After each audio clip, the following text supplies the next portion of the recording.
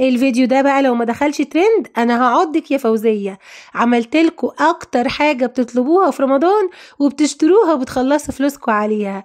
عملت الصوبيا او بودرة الصوبيا في البيت بطريقة سهلة وبسيطة ومفيش اسهل من كده، من غير خطوات ولا افتكاسات. والله يا جماعة اول ما دقتها انبهرت بجد من طعمها احلى مليون مرة من اللي بنجيبها من بره، ولا الفوم بتاعها ما اقولكوش.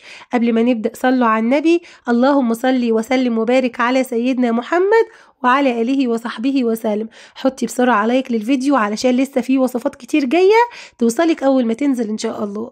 في الأول كده معايا نص كوباية من جوز الهند. جوز الهند ده بيكون خشن انتوا عارفين، فهاخده على المطحنة واطحنه كويس قوي. والخطوة دي بقى مهمة جدا علشان ده من أساسيات الصوبيا، يعني ما ينفعش استغنى عن جوز الهند. في ناس بتحط أسانس جوز هند أو ريحة جوز الهند، بس دي بتخلي الصوبيا تكون طرية وممكن تبوظ منك بسرعة. فدي الطريقة الصحيحة المظبوطة. تمام كده. اول حاجه طحنا نص كوبايه من جوز الهند، وبعدين هبدا انخلهم كويس قوي علشان ما يكونش فيهم اي تكتلات. حابه بقى اقول لكم كل سنه وحضراتكم طيبين، يا رب يعود عليكم الايام بخير ويبلغكم رمضان لا فاقدين ولا مفقودين يا رب ان شاء الله.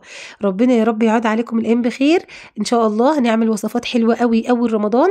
الناس اللي مش عامله متابعه للصفحه تعمل متابعه حالا علشان كل ما انزل فيديو ان شاء الله يوصلكم باذن الله على طول من غير ما يتوه منك، يعني لان مش كل الناس بيروح لها الفيديوهات. لازم تكوني عامله متابعه وعامله لايك كده في الصفحه. خلاص نخلت بقى هنا جوز الهند، هضيف عليهم بقى كوبايه من السكر البودره. سكر البودره بيكون موجود عند العطار، ولو مش موجود اطحني كوبايه من عندك. هضيف بقى عليهم كوبايه من الكريم الشانتيه الخام. ما تستخدميش عليه سكر علشان بيكون تركيزه اقل، وكمان احنا حاطين سكر فاستخدمي الخام افضل. هنضيف كمان كوبايه من اللبن البودره، واستخدمي نوع برضو يكون نظيف علشان يبقى طعمه حلو في العصير، ما يكونش طعمه معطن. يعني هاتي من عطار يكون شغال كده وحاجته نظيفه وفريش. ضفت كمان باكيتين من الفانيليا البودر، وده مهم برضو للريحة، بيدي ريحة حلوة قوي. وبس كده. انخلي برضو الكلام ده كله تاني اطمئنانا علشان تتأكدي ان مفيش اي تكتلات كده ولا كده. وتعالوا بقى اقول لكم نحضر ازاي بقى المشروب معانا علشان يدينا فوم ويكون كده احلى من بتاع الكافيهات. دخلتوا بقى زي ما انتوا شايفين وصليتوا على النبي ولا لا؟ صلوا على النبي كتير بقى الايام دي يا جماعة، احنا في ايام مباركة. بصوا بقى، وبكده جاهزة معانا أحلى بودرة صوبيا ممكن تدوقيها في حياتك. بجد تجنن. اللهم بارك. بنروح نجيب معلقتين ب20 جنيه، ما بيعملوش كوبايتين.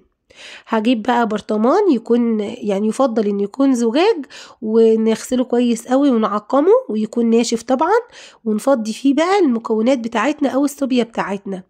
واقفليه حلو قوي وسيبيه عادي بره التلاجة، يعني مش شرط تلاجة، يقعد معاكي السنة كلها وما يقولكيش لأ. شايفين بقى زي الفل. يلا بينا بقى نجيب شفشق الخلاط، هنضيف فيه 3 كوبايات من اللبن. طبعا لو عايزه تعملي بميه براحتك، بس انا بحب اعمله باللبن. اللبن لازم يكون ساقع كده ومشبر. هنضيف لكل كوبايه لبن معلقه كبيره من السكر ومعلقه كبيره من بودره الصوبيا. دايما بتلخبط وبقى عايزه اقول سحلب. هخلط بقى الكلام ده كله مع بعضه علشان يعمل لي فوم. اعمل ايه؟ اسيبه يتضرب كتير في الخلاط، حتى لو انا متاكده ان هو داب مع بعضه افضلي اضربي فيه كتير، لانه فيه كريم شانتيه هيعمل لك الفوم اللي انت عاوزاه. كوبايات بقى فيها شويه تلج حلوين كده، وبألف هنا على قلبك يا ست الكل. تعالوا بقى واحنا بندوق نقول مع بعض الدعاء. اللهم يا مسهل الشديد، ويا ملين الحديد، ويا منجز الوعيد، ويا من هو كل يوم في أمر جديد، اخرجني من حلق الضيق إلى أوسع الطريق، بك أدفع ما لا أطيق، ولا حول ولا قوة إلا بالله العلي العظيم. وصلى اللهم وسلم على سيدنا محمد وعلى آله وصحبه وسلم. والله يا جماعة أنا انبهرت بالنتيجة. حطوا لايك للفيديو. أشوفكم على خير، والسلام عليكم ورحمة الله.